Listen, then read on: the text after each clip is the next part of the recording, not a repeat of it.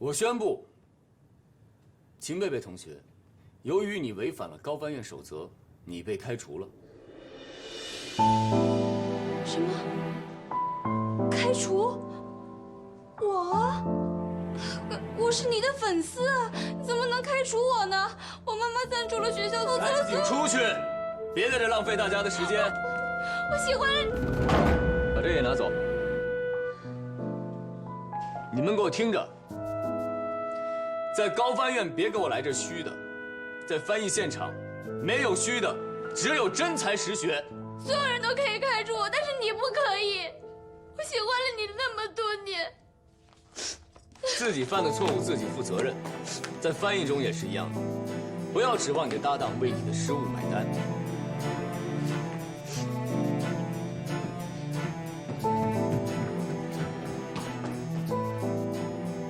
主任，你这样是不是太冷血了？那你算什么？热血青年？还是同情心泛滥？我告诉你，秦贝贝是因为违反了高翻院守则，直接被开除。你今天面试迟到，虽然没被开除，但也是0分。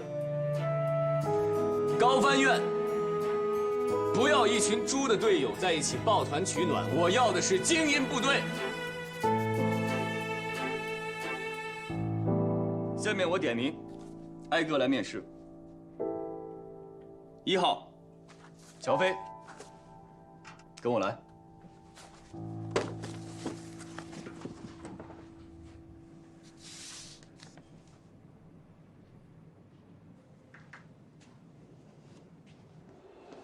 哎，你懂法语啊？你这么厉害。我叫乔飞，你叫什么呀？你也是交换留学生啊？你在刚才的用词里把分子生物学翻译成了生物学，把人类学翻译成了社会学，你知道这是很大的错误吗？我现在才大2，有些词大3才能学到呢。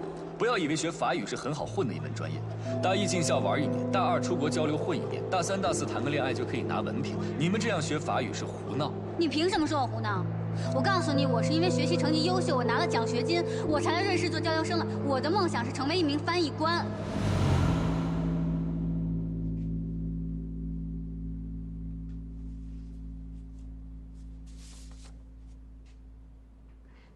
主任，您不会真的给我0分对吧？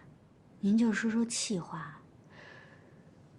那一天和那天没有半毛钱的关系，我说的是1分钟的事儿。你今天迟到了1分钟。我是迟到了1分钟，但是我刚才看守则上写，迟到3分钟以内都是可以接受的。所以我没有直接开除你，但是面试怎么打分由我来决定。咱们之前也算是认识了哈，您再给我一次机会。别跟我嬉皮笑脸的，动手动脚，坐那儿。我给你机会，就是对别的考生不公平，知道吗？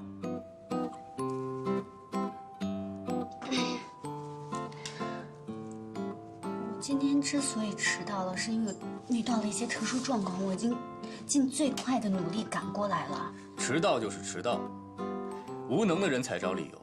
你将来出任务，你是希望主席等你，还是总理等你啊？那天真的是意外。别再跟我纠缠了，也别再浪费你的面试时间了。现在我照例问你几个问题。乔飞，你为什么想成为一名翻译官？因为我是……你不要告诉我你是在外语学院学法语的，高翻院不接受流水线产品。因为我是把张璐姐当成我的偶像，我想成为像她那样的国家级的高级翻译。不切实际，自以为是。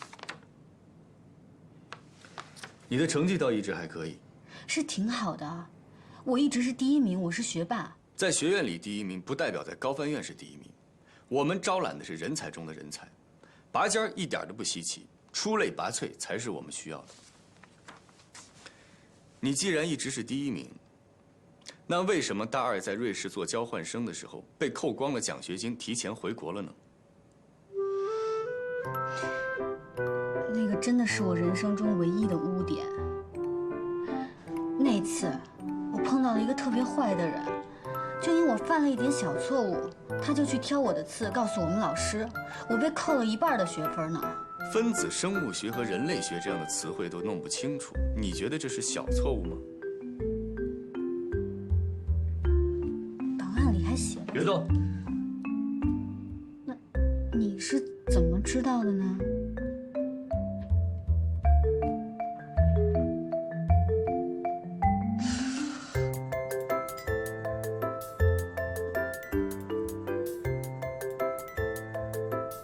当时在苏黎世给我挑刺儿的那个坏人，就是你吧？是不是你啊？我说你怎么一直戴着有色眼镜看我呢？你挖了坑在这儿等我呢。我视力很好，从来不戴眼镜儿，而且我看人也非常的准。当时我就告诉过你，你不适合做翻译。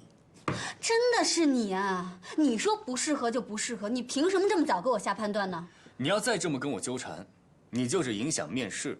按照守则，我现在就可以开除你。高翻院是你们家开的，你说开除就开除。我在这坐着好好的，我怎么影响面试流程了？好了，你的面试时间到了，请你出去。面试一共2个半小时，150分钟，15位考生，每个人10分钟。你进来刚好已经10分钟了。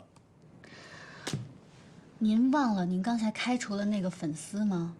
现在是14个人，每个人有将近11分钟的时间，所以我还有时间在这儿跟您把面试做完。加减乘除算得不错呀，数学是数学老师教你的。行，你还有什么想跟我讨论的？今天迟到了1分钟，确实是我的不对。我没有预留出来意外发生的时间，所有的过错我自己来承担。但是我想问您，如果是您的话，在外事活动中迟到，您会怎么办？我绝对不会迟到。如果万一呢？没有万一。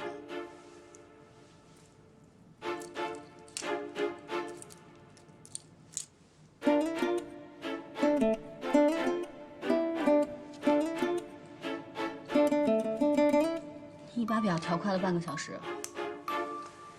11分钟到了，请你出去。您不会真的给我0分，对吧？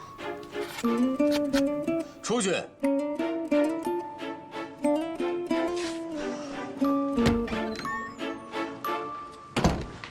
小飞，怎么样？题难不难？怎么样？怎么样？他什么题都没跟我出，就给了我面试0分。0分？那怎么办呀？你现在面试成绩为0，那这下都得靠笔试了。我怎么知道怎么办啊？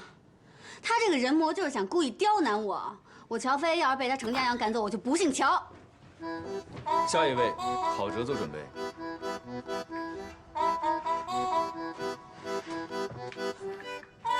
给你0分，心里窝火是吗？跑到高翻院来骂街。俺塞弗朗。你这是在说我笨蛋啊？那你也是在骂街啊？我在说风筝，我在说我想放风筝。你想放风筝？现在？那你也是在影响面试流程，牵强。行啊，嘴上一套又一套。那我再给你一次面试机会。我就不姓乔，用法语怎么翻？保留杀气腾腾的感觉，还有贴切法语的表达习惯。Je te paie d'un bois en or。还算贴切。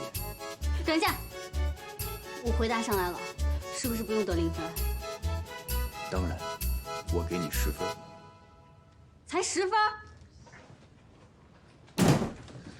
行了，乔飞，都说程家阳说1不2，他能改变主意给你10分就不错了。是啊，就怕是什么？就怕是程家阳当着这么多人的面，他下不来台才给你的10分。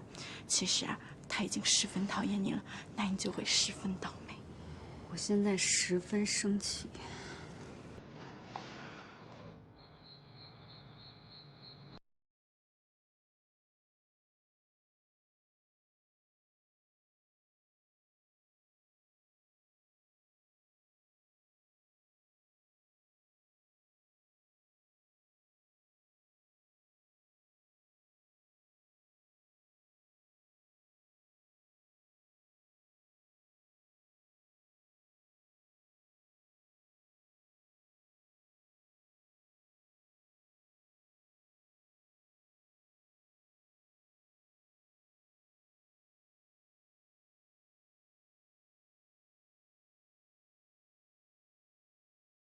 你呀，就是太倔、太拧。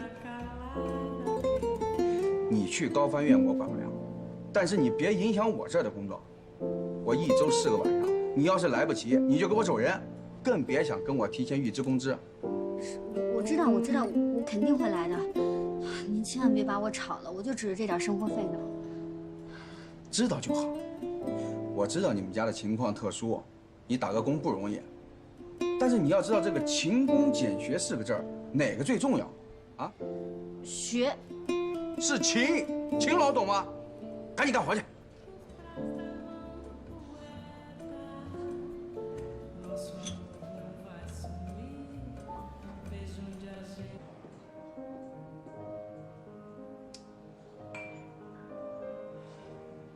怎么回事啊？这是跟原来说的不一样啊！这都几点了？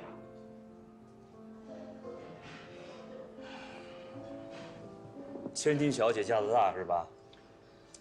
听说还是个学法语的，是不是很优雅那种？他是不是瞧不上我这种普通人啊？怎么了，就周南？一表人才怎么就普通了？啊，著名企业家周南谁不知道？还有著名实业家旭东，那只不过我的实业还在天空中飘着待定。哎，不一样啊！你那钱是家里面的，我的钱可是自己个儿辛辛苦苦挣来的。都几点了？你说？哟，来了，小华。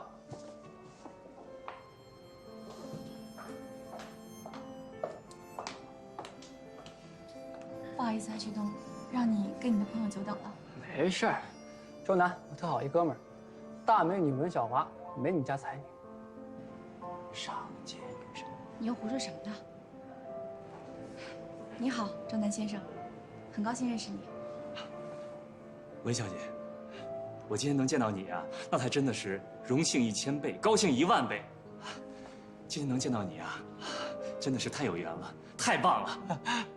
啊，果然跟旭东说的一模一样，绝对是优雅女神范儿啊，绝对女神级别的。你还愣着干什么呀？坐呀，请坐。谢谢。小华，周南提议特别好啊，咱们都是朋友，做事呢一定能成。啊，对，大致上旭东都给我讲了，我就简单的做了一个计划书，有什么不妥的地方呢？文小姐尽管调整。今天本来应该是我父亲来跟你见面的，他有事儿，我就代为出面了。具体的等他过目之后，我们再详谈吧。可以啊，我也一直想拜访伯父了。哎，周南，你这场话就过了啊！什么叫一直想拜访伯父？你知道这件事才多少天？瞎客气什么呀？生意上的事儿，咱们仔细聊聊透了。反正呢，我入股20%，如果你想让我多入点，没关系，跟我爸说去。反正钱的问题，你们尽管放心。好，有王总这句话，信心满满的。来，敬王总。哎呦，都是朋友嘛，做事一定。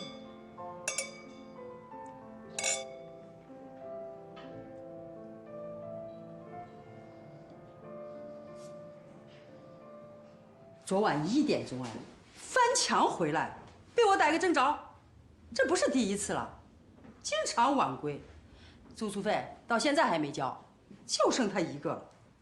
你快毕业了吧？我很理解你们毕业生找工作、实习都很忙，但学校有学校的规定。对不起，我真是最近毕业的事情太多了，给您添了不少麻烦，对不起，对不起。你不能连着3年都要毕业吧？从你搬进来那天算，我逮你多少次了？住宿费也是，每学年都恨不得拖到第2年才交。交，我一定尽快补上。你是不是有什么困难？我可以帮你向学校反映，解决问题的。没困难，老师，没困难，我所有的事情都能解决。我现在能出去打个电话吗？那行吧，你先去打电话吧。谢谢老师。喂，什么事儿？赶紧说，我这串戏呢。哦，喂，佳怡，行，我知道了。住宿费是吧？每个季度都这个点儿，你不说我都猜都能猜到。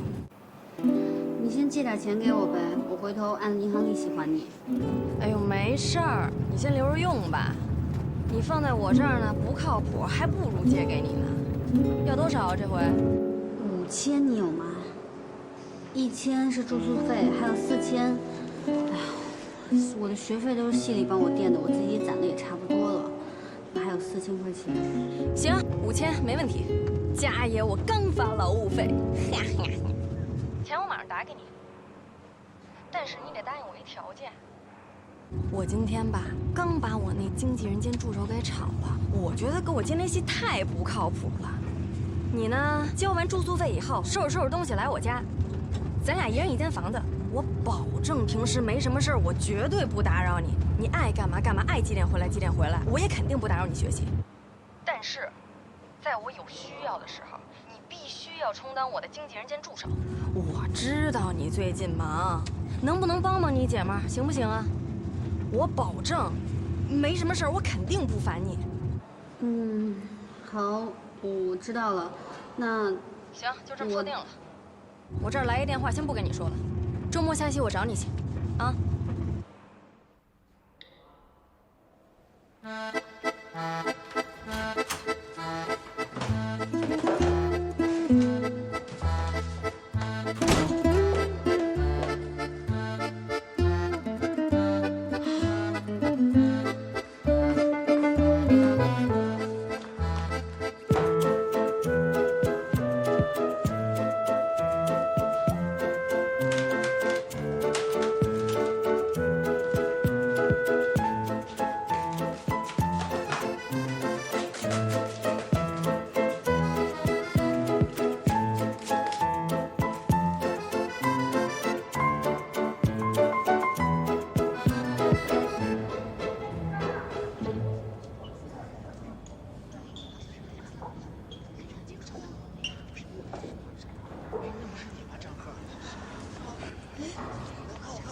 乔飞，怎么回事啊？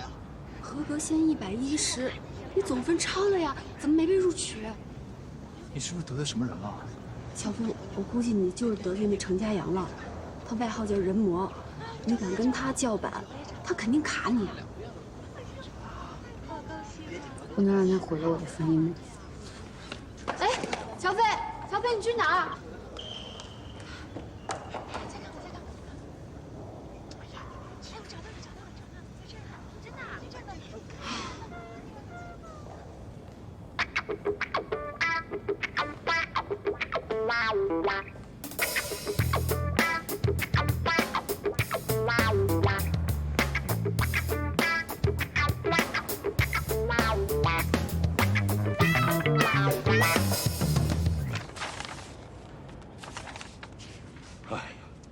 笔试第1，可惜了，可惜了。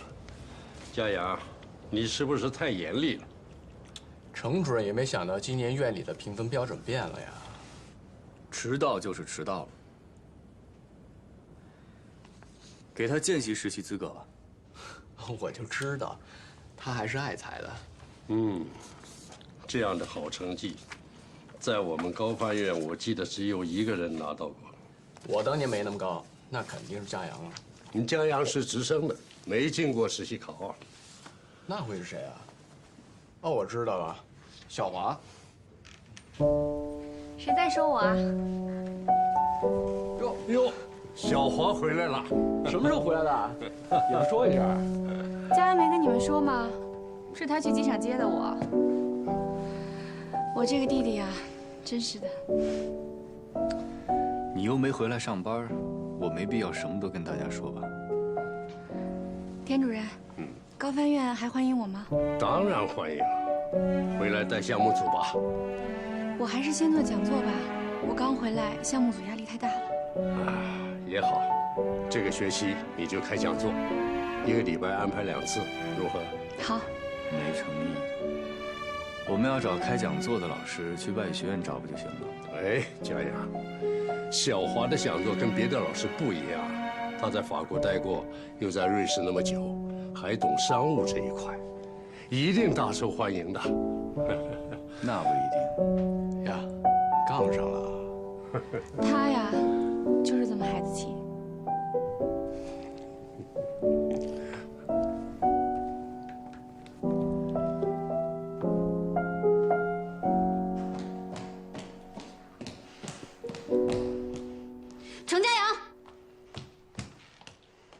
有话跟你说。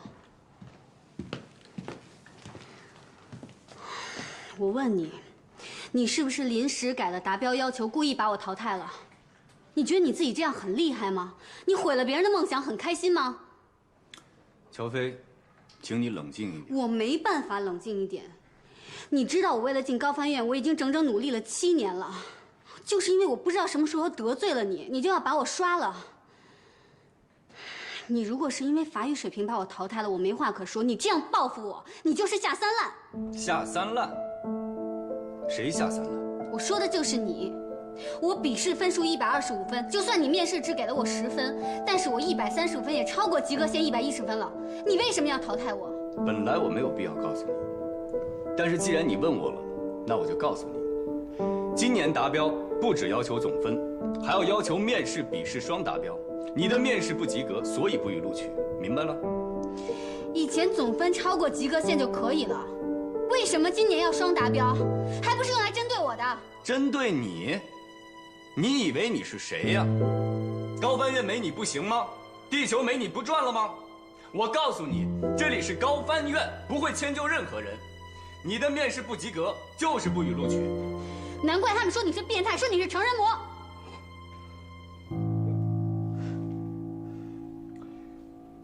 我叫程家阳，我有我自己的名字。你虽然不予录取，但我会给你一个见习实习的机会。什么见习实习生？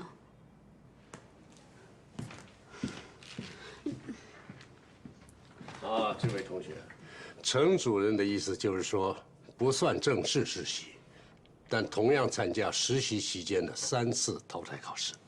那如果转正了以后，大家都一样吗？对，都一样啊。这丫头啊，来得快，去得也快。我正好安排实习生分组。来吧，你跟我过来。我看看啊。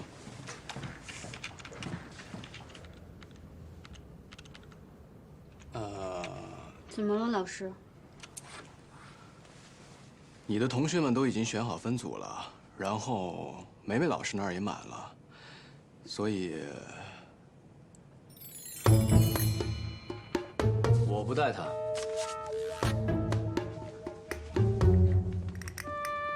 你这孩子，刚才骂人的气焰哪儿去了？你是文小华老师吗？对，我知道你，你被评为中法语言交流青年学者，对吧？你是我的偶像呢。又来一个偶像啊！你的偶像不是张璐吗？是个女翻译，翻译的好一点就成你偶像了，太廉价了吧？我是真的很喜欢文老师啊。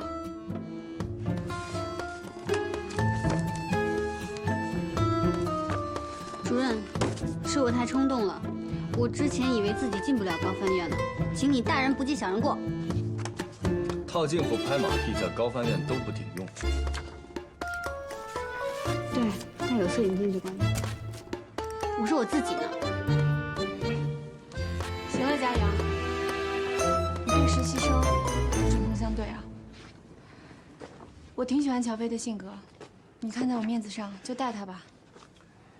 今年不是不让我带人吗？我的通过率很低呀。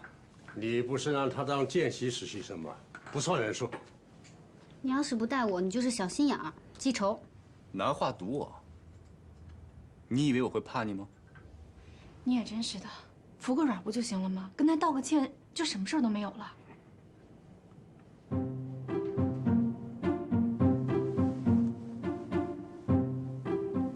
安塞佛朗。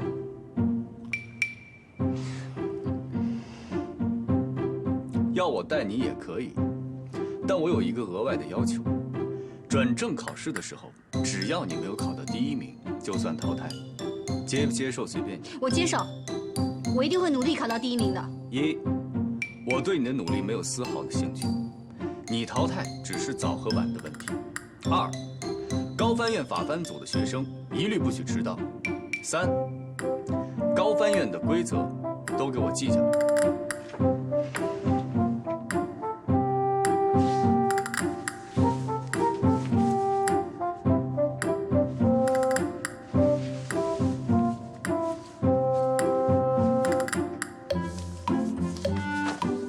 跟我来。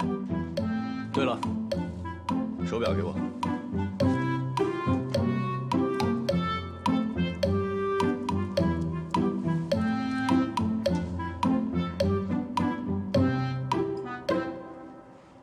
调快了半小时。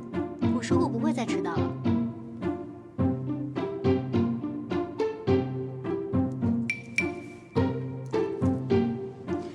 你给我调快了1个小时啊！因为你迟到过。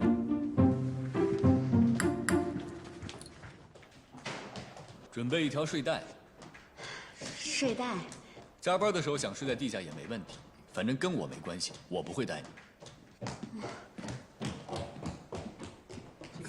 哎，小贝，来，坐，我们这聊天呢。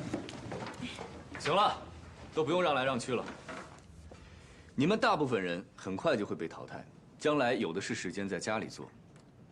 这里现在是你们的办公室，只要在工作，精力就必须高度集中。其实通过实习期的3次考核非常简单，只有一个要求：不许出错。你准备睡袋了吗？睡袋，没通知啊。人模要给我发睡袋了，我估计下次要给我发骨灰盒了。谁还在小声说话？谁说话谁就给我出去。现在你们已经是实习期了，一切靠自觉。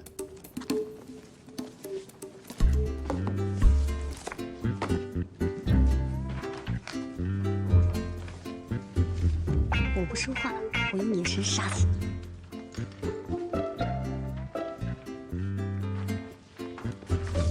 魔鬼式训练开始了。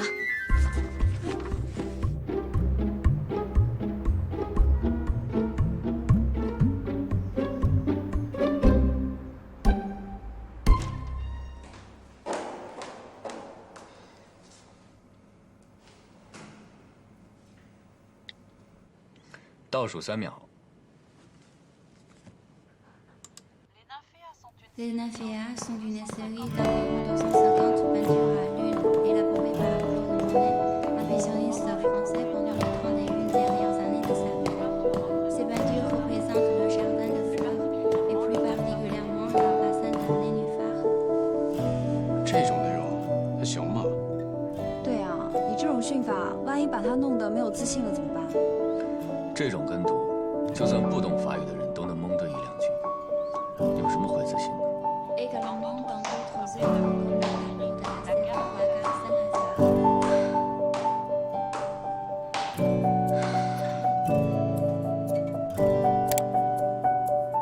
台阶数多少？一共157个，每层25个。伍德腾之前做了7个动作。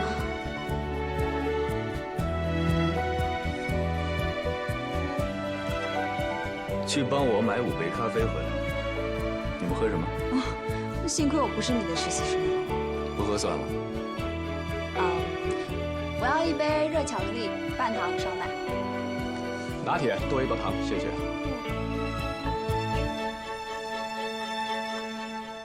田主任要 espresso， 另外1杯大杯美式，三明治不要鸡蛋和花生酱，给你也买1杯，我请客。热巧克力半糖吗？喂。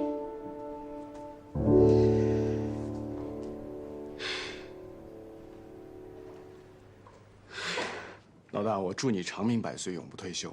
哪天要程主任当上了郑主任，我就直接申请政治避难了。哎，他数对了吗？会不会只数了1层，然后做个乘法？那防火层他就数不到了。还有防火层啊？我怎么不知道啊？我也不知道啊，谁没事走楼梯数台阶玩啊？中午晚上好之后给咱们带午饭吧，吃什么我请。胡闹！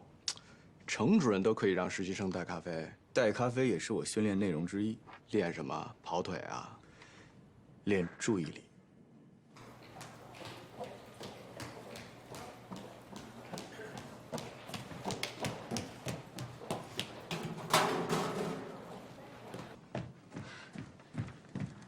主任，热巧克力半糖少奶，拿铁多1份糖，然后还有浓缩美式、三明治。 不要花生酱和鸡蛋，对吧？谢谢。刚才你在楼梯间听到的音频内容是什么？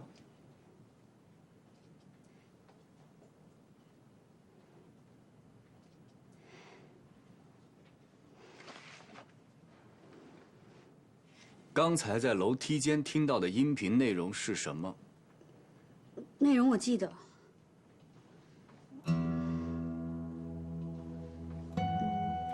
中途替我去买了杯咖啡就全忘了？那我们训练的目的是什么？学会分配注意力，学会在复杂的环境中，把注意力放在重要的事情上。继续。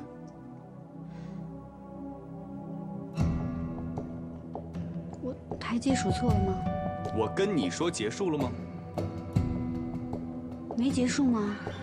不是数完台阶就没了吗？我什么时候跟你说结束了？你在家躺着的时候，任务才结束，知道吗？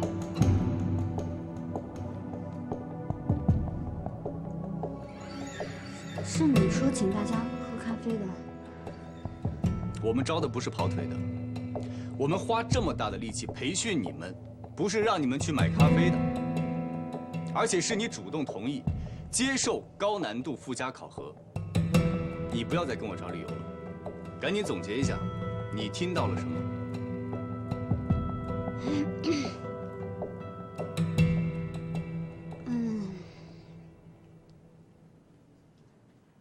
是莫奈作品的，一个睡莲系列。是吗？然后呢？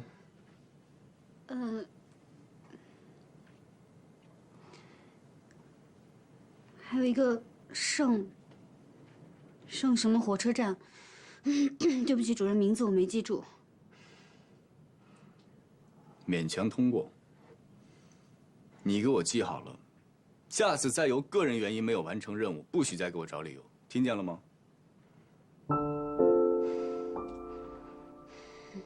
赶紧记下来，迅速给我翻成法语。李雷，我们的实习生现在是不是在训练室练视频跟读呢？我去看看。走，我跟你继续。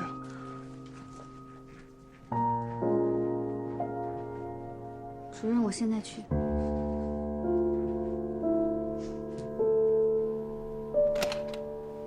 哟，你在啊？专注写报告30年。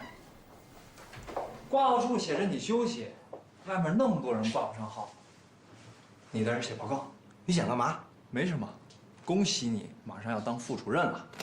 这能挂号吗？挂号在1楼。爹，你在这儿别动，我去问问。高佳明，你别以小人之心躲我，我问心无愧，我压根儿就没看过你的临床数据报告，只是凑巧和你选了同一个方向。凑巧。要说我们还真是挺有缘的。老赵，你在周浦医院工作得有20年，一直致力于开颅手术的大面积出血控制，这怎么就帮我陪赞助企业老总开了个会，就突然对海绵状血管瘤这么感兴趣？不要以为这个课题很容易攻克，要是容易，我都研究5、6年了，还能轮到你？这个病是神经外科的不治之症。是文道来找你，你以为是我巴巴的想做这个项目？实话告诉你说吧，高建明，他们选择我不选择你，那是因为你影响力太小。他们商人说的做公益，扔钱也得听个响啊，只有我来牵头才行。是文道给的你钱。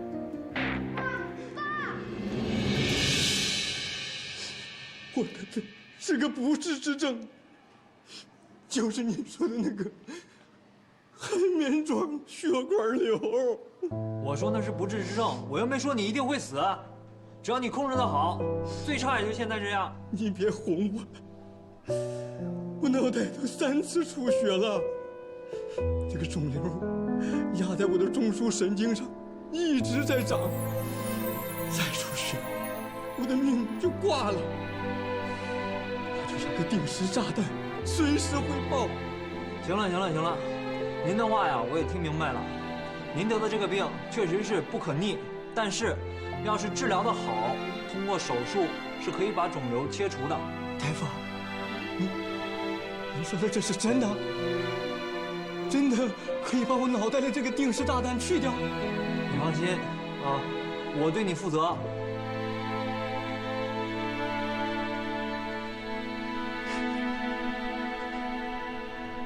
不完善的基础设施和不易贸易的货物，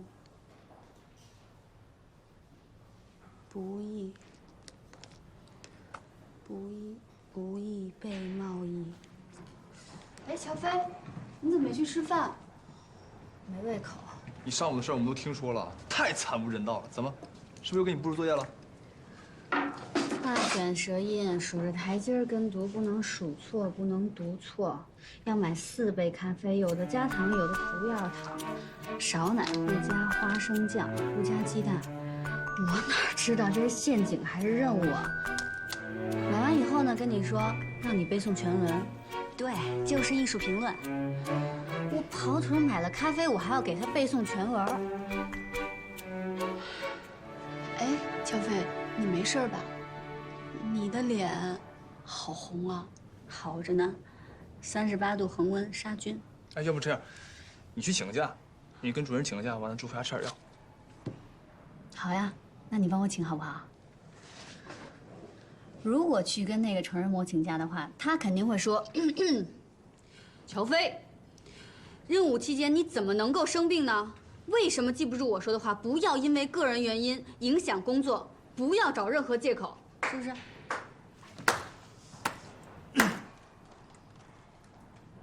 学得很像嘛，以后你来当主任得了。郝哲，到，李雷让你去资料室找他。哎，好嘞，谢任主任同志。他落东西了。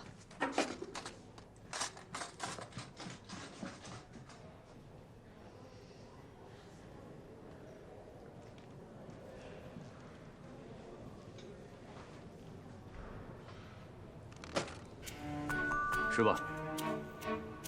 说不上。抓紧一切时间休息，保存体力，这也是命令。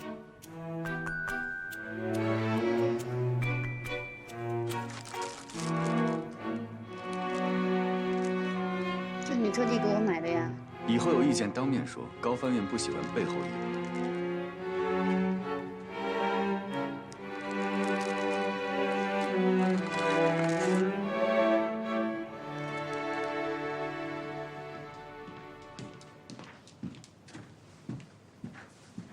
这么快吃完了？不吃了，减肥。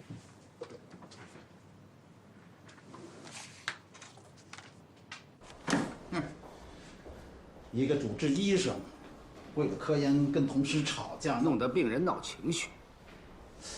我说你是怎么了？主任，你消消气啊！这个项目啊，对我来说意义很特殊。高佳明，在患者面前你是个医生，说话得掂量掂量。那个患者的血管瘤在脑部什么位置，你搞清楚了？这个人他脑子里面长了个瘤子，就相当于一颗定时炸弹安在他的脑袋里。我给了他希望，给了他勇气，让他能够活在这个世界上。给你放2天假，回家去好好想想这个事儿。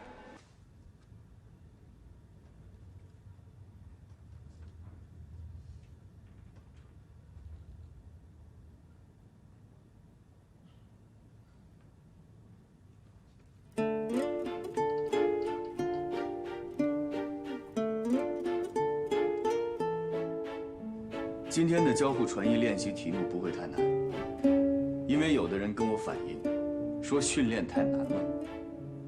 太难了。如果这种训练你还觉得难的话，那只能说明你的专业水平有问题，你需要加强你的专业训练。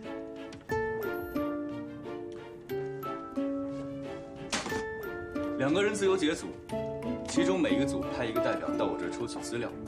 1个人戴着耳机跟着听读，另外1个人根据搭档的听读进行翻译。2分钟换一次角色，先是2组。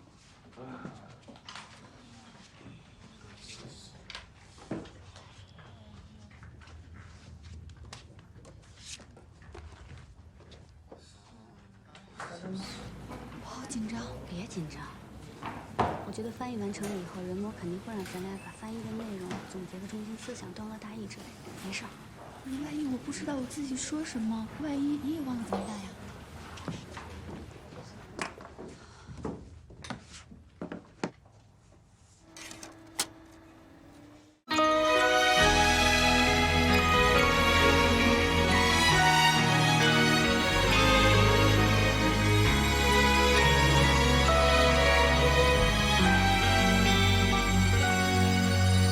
爱像奔跑的蜗牛，晃悠悠，背囊里预备的温柔，精心保留，在拥挤人群里等候，频频回首，直到你出现才罢休。离开我的界限，你是我的终点。未来多少冒险不后退，永远不算远。爱情的旅途要攀登多久，一步步追着你走，有时是朋友，有时像对手，有时害怕爱的不够。慢慢的爱情，慢慢的享受，在追上你以后。